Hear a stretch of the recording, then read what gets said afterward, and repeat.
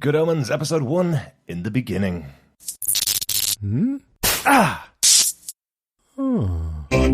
to go.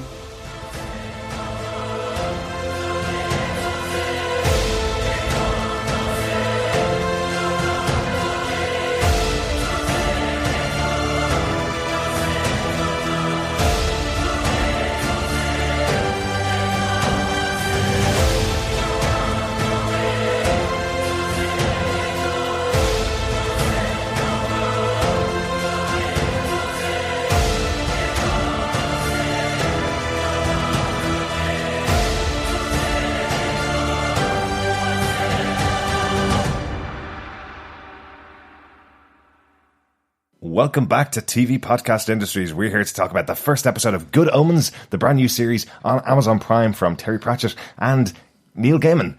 We're here to talk about the first episode, In the Beginning. I'm one of your hosts, Derek. Hello there, fellow acolytes. I'm one of your other hosts, John. Welcome to TV Podcast Industries for our Good Omens coverage. That is much better than fellow Demos, John. I listened back to the podcast that we did for our little intro podcast, and I was like, what the hell is Demos supposed to mean? Yeah, I don't know what it meant. Well, it was Damien's, right. But I just thought I would kind of like council estate it up and call it a demo. I see. And since there's no Damien in the show, it's Adam in the show. It definitely wasn't even useful for the first episode. No, absolutely. So apologies, acolytes, for that slip of the forked tongue, for sure. And if you didn't get to catch our little catch-up episode, I guess, our first TV Podcast Industry exclusive episode that we did last time, we're doing a co-production this time with Podcastica, one of the best podcast networks out there, doing our episode-by-episode discussions of Good Omens, the brand new 6-episode TV show. All available now on Amazon Prime as you listen to this podcast. It has well and truly dumped itself onto the internet through Amazon Prime. I always hate that word dumped or binge because it feels like you've just kind of thrown away something really good if you do that, you know? Let's say angelic hosts have fluttered it down into the internet waves. Nice. If you haven't heard of any of our podcasts before, the way we do our podcasts on TV Podcast Industries, we're going to be covering our episodes one episode at a time, talking about each individual episode of Good Omens. This means that anybody who listens along with us will be able to watch their TV show whatever way they want to. Some people will be watching on Amazon Prime. Some people will already have finished the 6-episode series before listening to our thoughts on the show.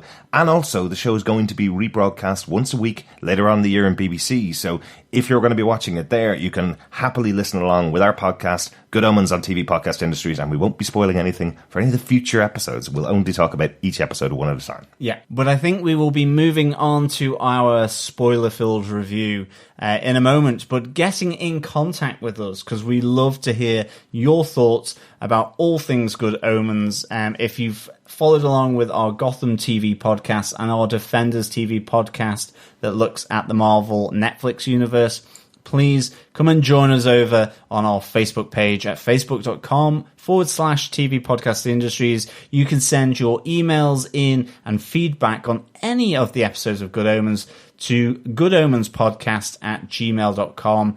And of course, if you like the sound of your own voice, you can send in your voicemail through our website at tvpodcastindustries.com. You can leave up to 90 seconds of voicemail over on the right-hand side tab of the webpage, and we will play your thoughts, ruminations, and considerations back on the podcast in our feedback section.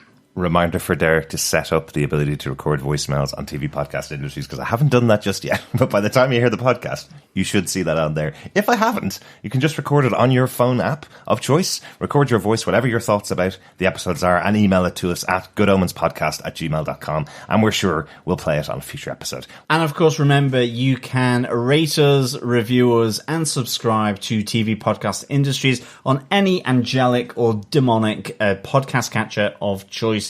So you can head on over to Apple Podcasts, Google Podcasts, Spotify, Stitcher, or any other good or evil podcast catcher of your choice. Just search for TV Podcast Industries, or, dare I say it, Good Omens. You should be able to find us over on there. Let's get into the details of the show. All of the episodes of this show are written by Neil Gaiman, who was one of the writers who originally brought the book to life, along with Terry Pratchett, who sadly passed away back in 2015, leaving this as kind of his final wish to Neil Gaiman to bring this book to life. Both of them had some problems over the years with people trying to adapt their books and their writings into TV shows, and Terry Pratchett felt like it would really be done well if he left it in the hands of Neil Gaiman. And I have to say, we're one episode in right now, and I'm really enjoying the style. He's nailed the tone, which I don't think many people would have been able to do, unfortunately. The episode is directed by Doug McKinnon, who is the director of all of the episodes for the 6 episodes of the show, so a very easy portion of this podcast for me to talk about because it's the same people every time. But John, do you want to tell us what they gave us with your synopsis for the episode? Sure.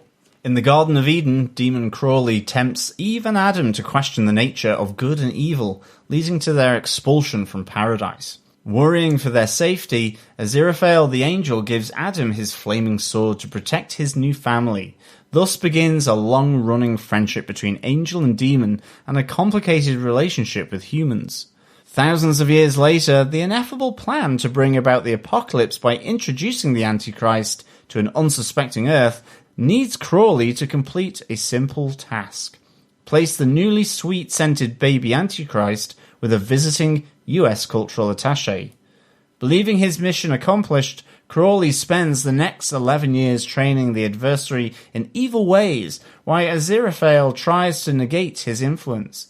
It's all for naught due to some unexpected influence from some satanic nuns. The true Antichrist is living happily with his friends in the small town of Lower Tadfield, completely unaware of his true destiny. And that's just episode 1, spanning 4,000 years. Well done, John. Absolutely. Yes, it's amazing how quickly it rattled from the creation of the universe by God straight through to modern Britain. Mm-hmm. Yeah. Lots of time passed there, and lots of different things happened.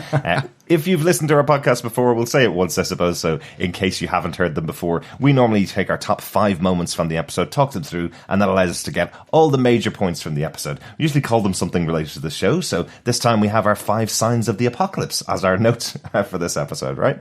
Yeah. So let's get into our first sign of the apocalypse, which is banished from Eden.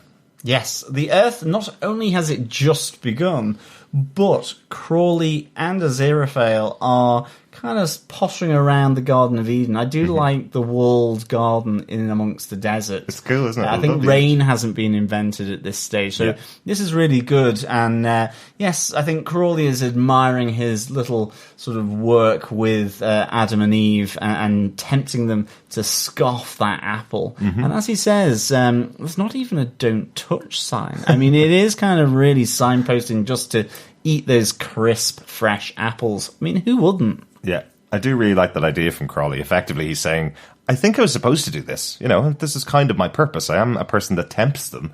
And if God didn't really want it to happen, he would have put this tree on top of a hill with a big don't touch sign on it, you know. He would have kept it very far away from Adam and Eve. That's what he wanted to happen, you know. But it goes through this very, very well-known Bible story, the idea that Eve takes the apple because she's been inspired by the snake that's just crawled out of the ground. And because of this piece of knowledge, God banishes the both of them from Eden. But I love the addition here that we have Aziraphale as well, watching on going, I have a flaming sword that might protect the two of them. And in the background, as Crowley and Aziraphale are having that conversation, I love that we see the lion coming up and trying to attack this newly formed family. And you just hear the slicing of the sword as Aziraphale realizes, actually, I've just given a weapon to two brandly newly minted humans going out into the world. Who have been tempted and are the slow descent of humans from paradise, I suppose. I love the fact that he gave them heaven's equivalent of a Swiss Army knife just to protect them in the desert.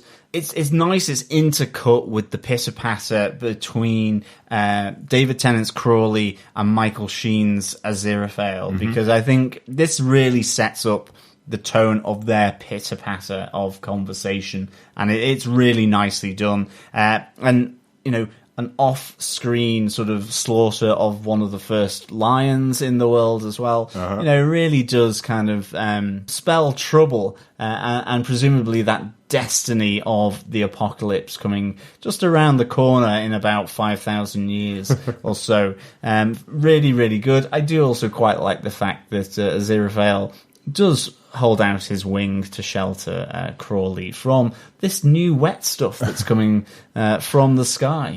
Yeah, I love this. And all, you know, with this wonderful voiceover from God, the narration from Frances McDormand, who's playing God in the show. It's really interesting having this very natural, normal voice over the top. It's interesting casting to put Frances McDormand, who is really known as kind of an everyone when you see her in movies like Three Billboards Over Ebbing, Missouri, a very normal, down-to-earth kind of woman, and you have her as the voice of God in the show. It's really interesting to see. Also, as you say, John, the actual dealings between these two actors, between David Tennant and Michael Sheen, are so good in the show. I love the pitter-patter between the two of them. I love that Crowley's saying to Aziraphale, maybe you have done the wrong thing, and I've done the right thing. How hilarious would that be? And Aziraphale is absolutely aghast at this idea that he could have done the wrong thing. He's an angel. He can't possibly do the wrong thing, you know? It's really good. How could he possibly trust that he's always doing the right thing if someone's questioning it like Crowley does? So a nice little setup for their relationship. Yeah, absolutely. Really, really good. But on to our second sign of the apocalypse, I think. The ineffable plan. Yes, I do love this because I did have to look up what ineffable meant when I read the book originally back in 1990, and it was my first, obviously the first time I'd ever read a word like that going, what the heck could that mean? And I love how they kind of underline it. I think Michael Sheen makes sure that you go out and check out what this means in a dictionary if they don't explain it to you well enough in the show. It's an inexpressible and it's unable to be put into words. That's effectively what the ineffable plan means. So effectively, the ineffable plan means, well, we don't know exactly what it means because we can't put it into words, but it's ineffable, right? So just believe in it. Whatever we say it could be, it is, effectively, is the whole point of the ineffable plan. So nice little gag there about the ineffable plan. Totally writer's joke there. Love that. But we see this is coming from two lords of hell who arrive on Earth. We have Hastur and Ligur, who come to Earth to hand over the Antichrist. I love this moment where they're waiting for Crowley to arrive, or he now goes by the name Crowley, because he's no longer a snake. He's now more of a raven, more of a crow, more of a creepy character, but he's created this new name for himself, effectively. As they arrive to wait for Crowley, they're talking about their little stories, and then they try and share with Crowley as if he's just another one of the demons of hell. But Crowley's much more earthbound than they are. He seems to not really follow their normal rules of engagement, I suppose, their normal conversation where they're trying to say, you know, all praise to the Lord of Hell, and he's kind of going, yeah, whatever. I love the fact here that they've, you know, you really get this sense that Crowley has gone native. You know, he's in favour of the apocalypse in general terms, but kind of bringing it about actively is not something that he wants to do. You know, so yes, he'll kind of go through the motions, but he's not going to force the apocalypse on this planet that he's kind of started to maybe have a bit of a feeling towards. You know, he's joined the locals, and he's gone a bit native, and so, you know, he sees here in Hastur and Ligur people that maybe he doesn't quite gel to in the same way as he would have done right at the start, back in the Garden of Eden, before he was up on the walls of the Garden of Eden with Aziraphale. So I really like that idea that he's kind of gone a little native. It's not just native, he's also become really adept at dealing with humans in quite a grand scale, effectively. You hear them swapping the stories of what they've done today, you know, to make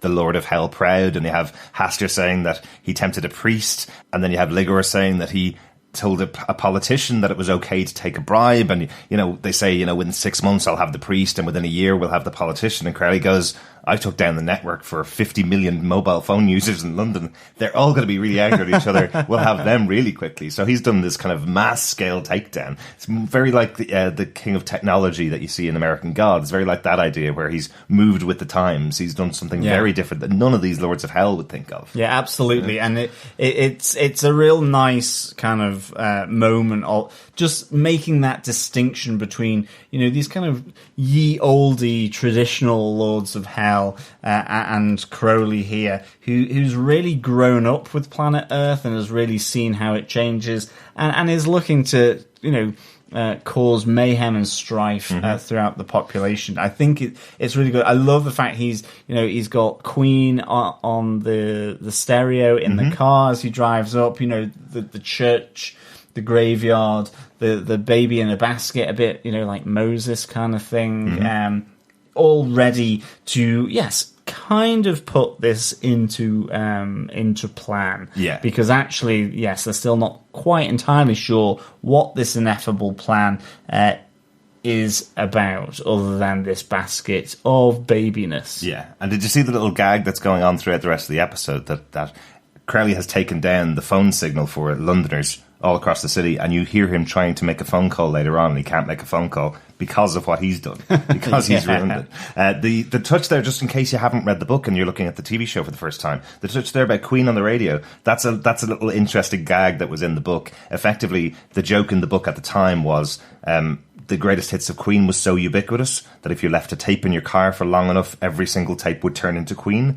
So now every song you hear on the radio eventually will be like Queen. So Queen is used throughout this series. I believe they got the rights to use Bohemian Rhapsody from Queen themselves. And right now, with the movie in theaters still, you're definitely hearing Queen as often now as you were back in 1990 when they released their greatest hits for the first time. So it's really interesting how that joke still works now. Yeah, definitely. Absolutely. And I think the other thing here, you have heaven has got the whiff of this ineffable plan as well. And we get our introduction to the Archangel Gabriel, played by John Hamm, as Aziraphale is being asked to spy on Crowley and his plans as he's taking on some sushi. And again, it's this moment where Crowley and Aziraphale, you see this similarity. It's like that they've integrated into this world to some extent, and there's things that they see about the humans on this earth, and whether it's through the delicacy of sushi and the techniques on how it's prepared. And you have John Hamm here as Gabriel coming down going, I don't know what you see in these people. This is just like, it's kind of like he's surrounded by mosquitoes or something, and he just wants to swat them away. And it's a really nice moment between these two as well, I think. Yeah, I don't know whether it's that he hates Earth people or anything like that. I think he's kind of saying, why would you put food inside that vessel of yours? You're an angel. You wouldn't possibly do that. And I love the turnaround from Aziraphale where he goes, but you like their clothes, don't you? So you've found something you love about Earthlings as well, haven't you? So I love that there is that kind of tit for tat between the two of them, where you have Gabriel calling out the fact that Aziraphale has gone a bit native, and Aziraphale's also going to him, well, you have too. You wouldn't be wearing suits like that if you hadn't had the time to come to Earth and do this. Also, a little touch in there when Crowley's getting his instructions from the radio as well, when that's kind of, the lights are going through his head and he's getting the instructions from the voice on the radio. That's a really nice touch. That voice on the radio is supposed to be Freddie Mercury, and it sounds really, really like him, talking, kind of stepping out from his song that he's singing to tell Crowley his instructions coming up from hell, which I think is a really fun joke. It is really good. Also, Gabriel doesn't like tea. It's a gross matter. That's because he's American, though, not because he's from heaven. Do you want to go on to the third side of the apocalypse, John? Yes. This has to be your favourite. It is the Antichrist switcheroo. It is the 3-card trick. I really like how this plays out. This is one couple, Deirdre and Arthur Young. Another couple, Harriet and Thaddeus Dowling, for an American couple. He is from the American consulate. I think the Youngs are much more down-to-earth locals. It involves a nunnery. Hey, nunny. Yes, it involves a satanical nunnery. I did like the fact that the cross was upside down on the wall, and I was thinking, were they going to just change it to the right way up whilst these people turn up? It's in those days where nunneries and religious orders still involve themselves with the healthcare of childbirth delivery in the UK, seemingly. Yeah. So a little bit of a throwback. That wouldn't necessarily be the case. You wouldn't get a lady in a wimple these days, I don't think, delivering. And then finally we have the Antichrist arriving in a basket, like a picnic basket, ready to be switcherooed around the wards. But I think little did, because of the ineffable plan, little did Crowley, or indeed Hasta and Liga, realise that there would be another couple in the Youngs turning up to have their child delivered. And of course, the Chattering Order of St. Beryl, unfortunately, allows Sister Mary Loquacious to be a bit of a linchpin here, unbeknownst to them, and she may not be a full picnic basket. Yes, I think she might be missing a few sandwiches there, definitely. Just on the point that you make about nuns not being involved, I think they do make reference to that, because you see Arthur Young goes outside. He's told to go outside by Sister Mary Loquacious because he's not needed in the room, and that's when he sees Crowley outside and assumes that Crowley's the doctor. That's why the start of the mix-up happens, because Crowley thinks he's speaking to Thaddeus Dowling, who he's supposed to be delivering the baby to. He's actually speaking to Arthur Young, and Arthur Young goes, of course he must be talking about the childbirth from my wife, and sends him to the wrong room, which is how the whole mix-up happens. It's not just because of Sister Mary Loquacious, it's also because of Arthur Young making the little mix-up in there, which Absolutely. I think is a nice touch. But kind of goes, hey doctor, go inside to room 3. It's a great sequence of events. It's really nicely done. I think it flits between the Youngs, the Dowlings, Sister Loquacious, a number of the other satanic nuns of the Chattering Order, really, really nicely. You know, we have, well, you would call them cookies, wouldn't you? As it's I can't remember the type of biscuit it is. It's kind of like got pink icing on, and it's kind of just I can't remember what they're called, but they are quite famous. A lovely touch in there. They're Christmas cookies that you would have left over from Christmas. This all takes place in about August, so the whole point here is that not only has Mary Loquacious got these kind of crappy biscuits to give to possibly a foreign dignitary, they've also been hanging around the order's base of operations for the last 8 or 9 months, kind of thing. So that's a lovely touch. I love the conversation in there. Also, one of my favourite scenes in this episode is the exchange of winks between Sister Teresa and Sister Mary Loquacious. So good. I love how that's explained, because we have the voiceover saying, as methods of communication, winks are not the greatest things in the world. So what Mary Loquacious thinks she sees is this, and what Sister Teresa thinks she sees is something completely different. I love that. Yeah, that method of communication with the human wink, it's just so nicely done. But ultimately, once the switcheroo has taken place, so I was trying to actually kind of follow it, and I'm not entirely sure I fully understood that it was ending up with the Youngs, and that was going to happen. Yeah. And even then, because there was the blue blanket and the red blanket, I was getting slightly mixed up, but ultimately the Antichrist does land with Deirdre and Arthur Young, and not with Harriet and Thaddeus Dowling like they intended it to. Yes. So I really like that for sure, and I love the fact that now that this switcheroo has taken place, now that the Antichrist is walking, or should I say gurgling and screaming amongst us,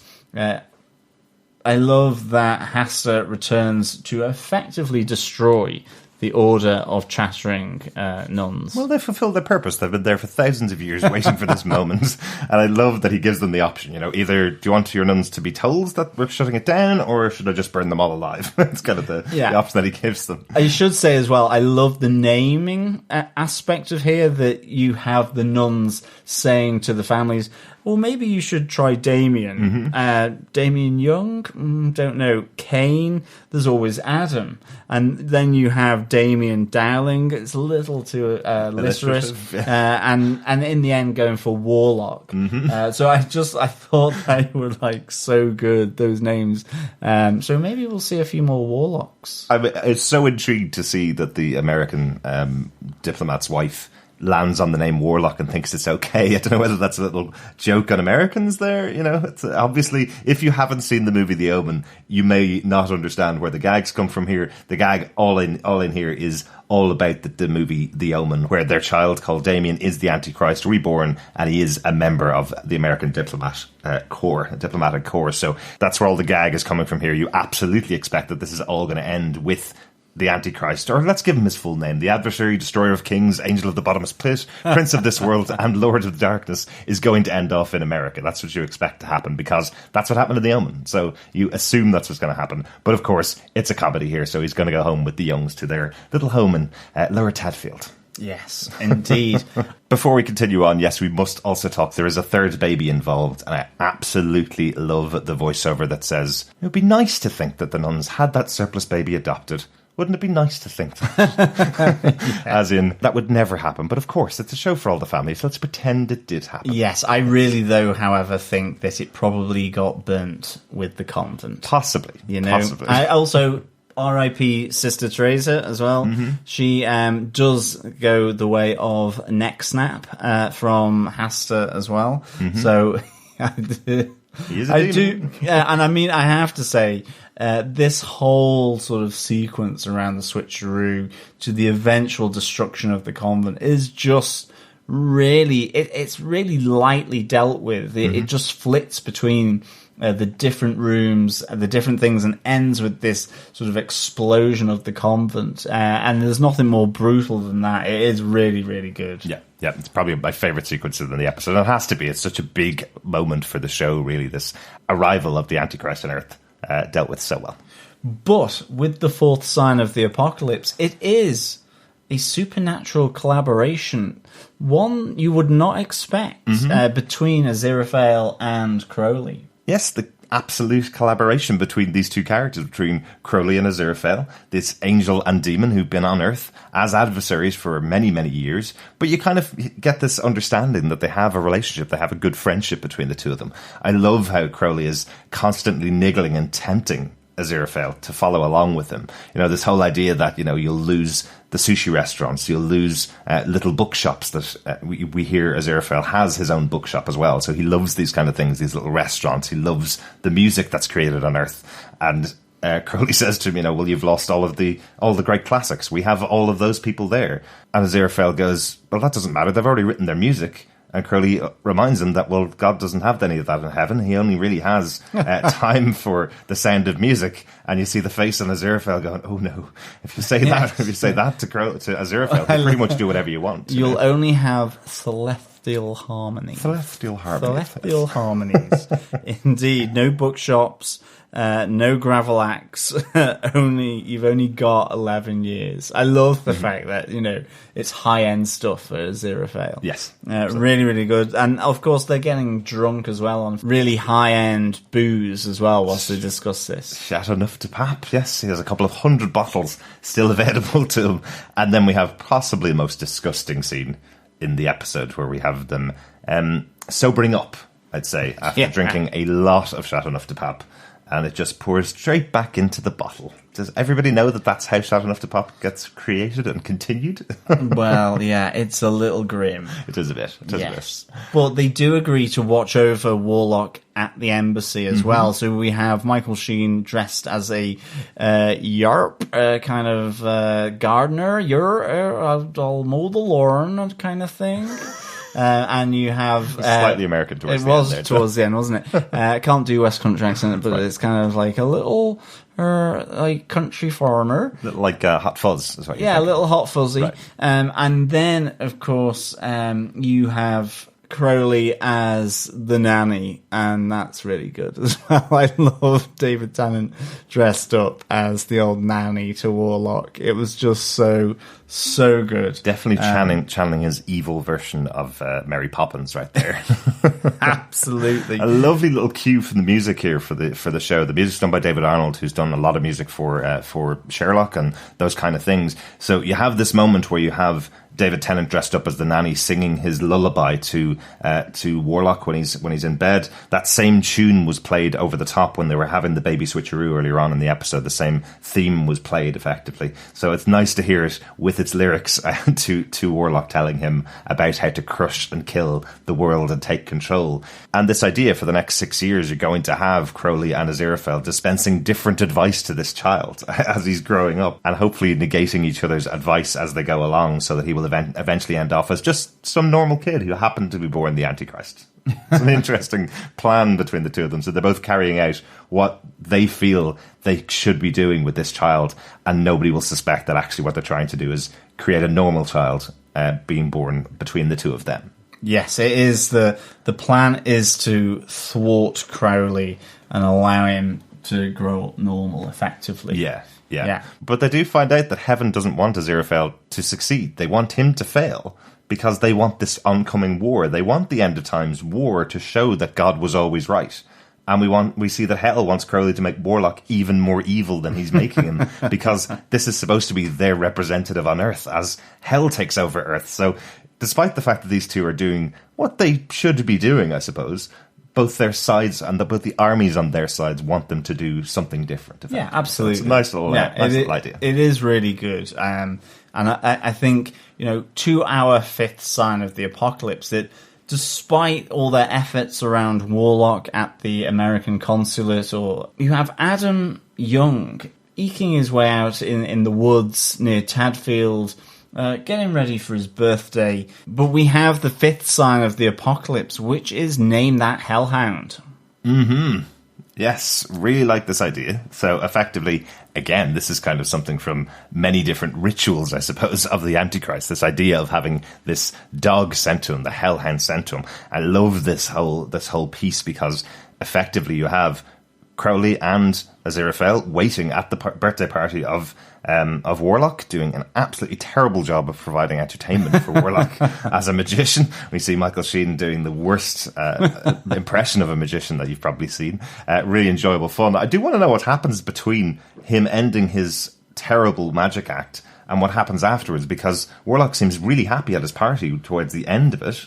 He seems to have enjoyed his party overall. Yeah. But I don't know whether it was something like Crowley just clicked his fingers and gave him an amazing party or not. I don't really know what happened there. But they're waiting on the Hellhound to arrive. We have, again, the return of Hastur and Ligger back in Hell. They're taking care of the Hellhound and making sure that he's exactly the right kind of evil before he goes by just throwing in demons to him. And ready to unleash him to find his owner and master, the Antichrist. Mm-hmm. And he does.